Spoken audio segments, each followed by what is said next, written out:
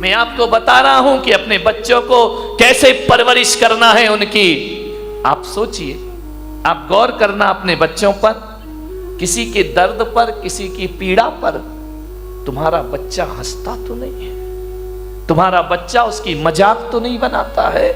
यदि मजाक बनाता है रोक दीजिए उसे वहीं पर। किसी के दर्द पे मुस्कुराना मत सीखो मेरे भाई। कोई भूखा यदि तुम्हारे घर में है, यदि कोई दो बच्चे खाना खा रहे हैं, तो आप प्रवृत्ति पर ध्यान रखना, वो अपनी रोटी उसे देता है या नहीं देता है। यदि नहीं देता है तो आज से तुम्हें उसे अच्छे संस्कार देने का प्रयास करना पड़ेगा।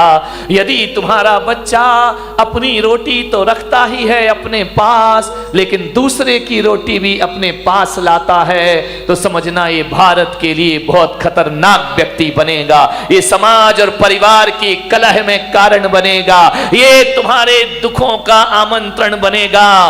और यदि कोई बच्चा ऐसा है जो अपनी रोटी भी दूसरों की थाली में रख दिया करता है, तो समझना हमने किसी महापुरुष को जन्म दिया है अपने घर में। प्यासे को पानी पिलाता है या नहीं पिलाता है?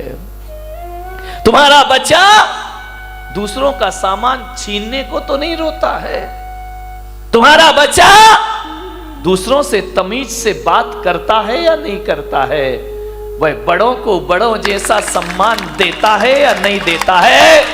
आज तो छोटा है तो लाड़ प्यार में आपको बड़ा अच्छा लगता है, लेकिन कल जब ये बड़ा हो जाएगा तुम्हारे लिए खतरा बन करके खड़ा हो जाएगा। ध्यान रखिए, आज अच्छा लगता है। विचार करिए, आप अपने बच्चे, मेरे पास लोग आते हैं, मैं छोटे बच्चे से पूछता हूं, बेटा नमोकार मंत्र आता है? बच्चा बोलता है नहीं आता है। तो मैं माँ बाप की तरफ देखता हूँ, माँ बाप की नजरें झुक जाया करती हैं। मैं कहता हूँ कि बेटा 24 तीर्थंकरों के नाम आते हैं, बच्चे को नहीं आते हैं। उससे मैं पता लगा लेता हूँ ये घर संस्कारित है या नहीं है, ये घर धार्मिक है या नहीं है। आपके घरों में जब मैं आहार लेने जाता हूँ, अभी तो नहीं गया बारामती में किसी के यहाँ, जाऊंगा, चिंता मत करो, सबके घर में रेट पड़ेगी, ध्यान रखना। सबके घर में ध्यान रखना, जांच बैठेगी। मैंने जो 1 महीने चिल्लाया है उसका क्या रिजल्ट आया है। जब मैं आहार लेने के लिए तुम्हारे घर जाता हूं और देखता हूं कि जूता कहीं पड़ा है, बैग कहीं पड़ा है, बच्चे की यूनिफॉर्म कहीं पड़ी है, बाप के बिस्तरों में सलवटें पड़ी हैं, मैं समझ जाता हूं ये घर संस्कारित नहीं है। और आपका घर यदि व्यवस्थित जमा हुआ है तो मैं समझ जाता हूं कि माँ बाप के अंदर संस्कार है और इनकी औलाद भी संस्कारित, पता लग जाता है। ध्यान रखना, शिखर से पता चलता है समाज कितनी धार्मिक है, और घरों से पता चलता है ये परिवार कितना संस्कारित है और कितना सभ्यता वाला है। 1 गिलास पानी मंगाओ, और बच्चा गिलास लाए और 2 उंगली गिलास के अंदर हो, समझना संस्कारित घर नहीं है। ध्यान रखिए, मेहमान आए बच्चे भाग जाएं, उनका अभिवादन ना करें तो संस्कारित घर नहीं है। ध्यान रखिए, आपकी पूजा पाठ से मैं पता कर लेता हूं। चौके में पूजा होती है, आहार के पहले थाली भरी है, 4-4 दाने चढ़ा रहा है, भरी थाली चढ़ाया नहीं जा रहा है, तो इसका मतलब ये समझो कि इसकी वृत्ति कंजूस की वृत्ति है।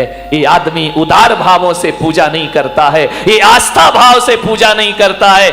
चरण प्रक्षालन करते हो, जग भर के पानी लाते हो, 2 बूंद डालते हो, जग वापस ले, क्यों वापस ले जा रहे भाई? नल नहीं आ रहे क्या तुम्हारे यहाँ, या सूखा पड़ा है या पानी नहीं है?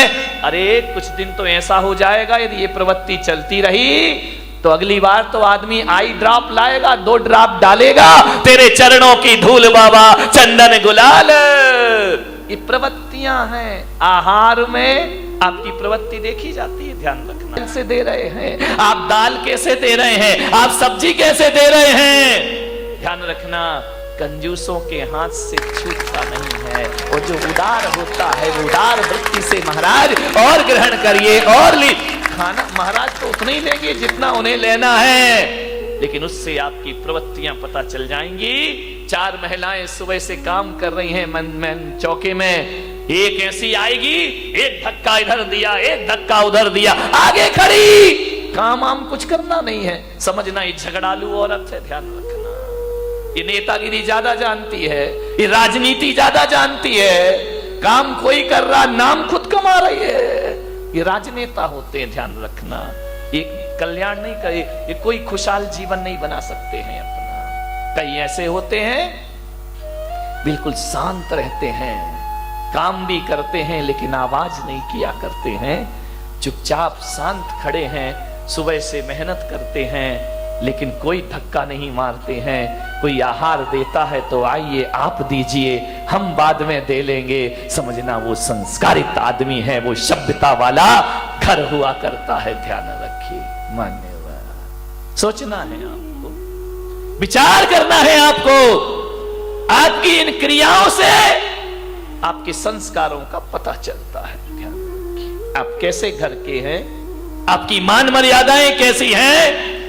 आऊंगा मैं अभी तुम्हारे घरों में पर्यूषण के बाद, सबको रिजल्ट देने के लिए कि तुम क्या कैसे हो, तुम पंडाल में कैसे दिख रहे हो, घर में पता पड़ेगा कि तुम्हारी जिंदगी क्या हुआ करती है। पंडाल में तो सब सज धज के बैठे हैं मजे से, टिप टाप। यदि इतने लोग सुधर जाएं तो मोदी को इतनी मेहनत काहे को करना पड़े मेरे भाई, देश का कल्याण कब का हो जाए।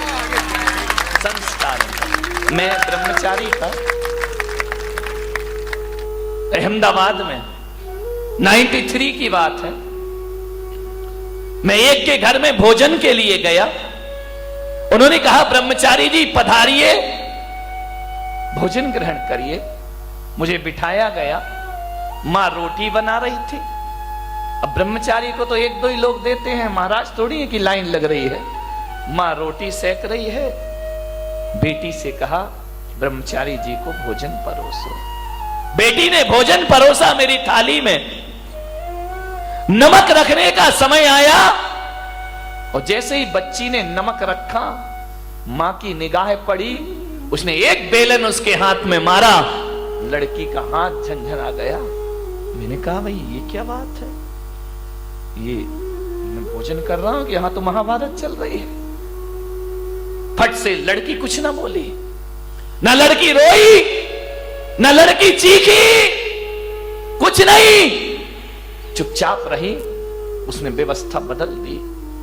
आहार के बाद मैंने पूछा, मेरा तो मौन था, मैंने कहा मैं आपके यहां भोजन को आया, आपकी लड़की इतने प्यार से परोस रही थी, आपने उसे बेलन क्यों मार दिया?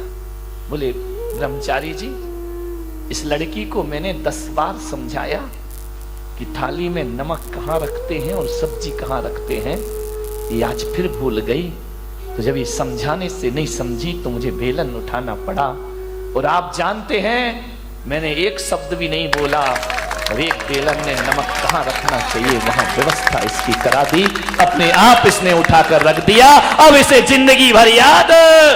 मैंने कहा इतनी बारीकी, मैंने कहा क्या फर्क पड़ता है, नमक यहां रख दिया, यहां रख दिया। बोले महाराज नमक के स्वाद में कोई फर्क नहीं पड़ता, लेकिन आदमी के व्यवहार में बहुत फर्क पड़ा करता है। मेरी लड़की पराये घर जाएगी, इसे इतना ज्ञान होना चाहिए कि भोजन कैसे परोसा। इतना ध्यान आप देते हैं बच्चों का भविष्य बनाने में। मान्यवर, निवेदन है आपसे, सोचना है आपको कैसे करें बच्चों की परवरिश। एक लड़की की शादी होना थी, अमीर आदमी, करोड़पति, अरबपति, किसी पैसे की कमी नहीं, 20 नौकर चाकर जिसके घर में, एक करोड़पति के घर में एक आदमी अपने लड़के के लिए लड़की देखने गया। और जैसे ही गया बड़ा स्वागत हुआ, कालीन बिछाए गए, गुलाब जल से स्वागत हुआ। आइए, अभिनंदन है, आपका स्वागत है, पधारिए। बहुत स्वागत हुआ। डाइनिंग टेबल पर इतनी प्लेट लगी कि लड़के का बाप देखकर हैरान हो गया। कि इनके घर में ऐसा भोजन हुआ करता है, बड़ा स्वागत सत्कार, लड़के हर चीज में नौकर खड़े हुए हैं, पानी लेकर नौकर खड़े, अटैची उठाने के लिए नौकर खड़े, कार का दरवाजा खोलने के लिए नौकर खड़े, बड़ा स्वागत हुआ। लड़की के पिता ने कहा तो भाई साहब रिश्ता पक्का समझूं। लड़के के पिता ने कहा घर जाके जवाब दूंगा। अरे बोले क्या पसंद नहीं आया? मेरी लड़की पढ़ी है, लिखी है, खूबसूरत है, इतनी सुंदर है, पढ़ाई लिखाई में टॉपर है। उसने कहा ठीक है, जवाब घर जाके दूंगा। 8 दिन बीते, 10 दिन बीते, 1 महीना बीता, कोई जवाब नहीं। लड़की के पिता का फोन गया, भाई साहब आपने कुछ जवाब नहीं दिया, हां या ना में जवाब दो, क्या कमी है मेरे घर में? लड़के के पिता ने कहा कि भाई साहब मुझे क्षमा करना, यदि मैंने महीने भर जवाब नहीं दिया तो इसका मतलब है मैं तुम्हारे घर में रिश्ता नहीं करना चाहता हूं, लेकिन जब आप मजबूर कर रहे हैं तो मैं कहता हूं कि ये रिश्ता मुझे मंजूर नहीं है। अरे क्या कमी रह गई? मेरी लड़की पढ़ी लिखी है। बोले बेशक कोई दिक्कत की बात नहीं है, मेरी लड़की, बोले आपकी लड़की बहुत सुंदर है। सुंदरता तो बहुत है उस लड़की में,